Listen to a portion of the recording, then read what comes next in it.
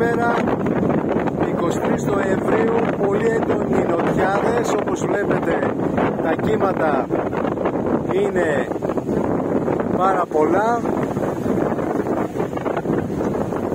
Κάντε μια εγγραφή στο κανάλι MICHALI'S.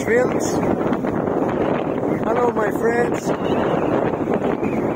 23 of November here in Samos Island in Pythagorio.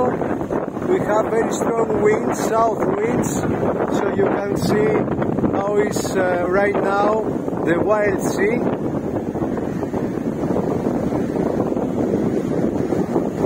A lot of clouds, very strong winds.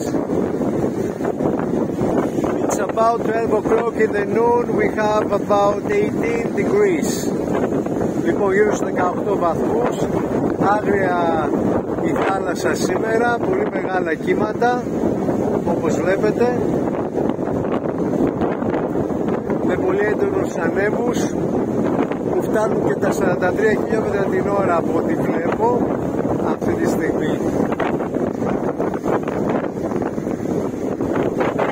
Λοιπόν, από το νησί της Σάμο, το Pythagorio, σας χαιρετώ, να είστε καλά, κάντε μια εγγραφή στο κανάλι και θα τα πούμε πάλι σύντομα. So from the island of Samos I salute you. We will see in the next video soon. Please subscribe to the channel. Thank you. Ευχαριστώ πολύ. Γεια σας.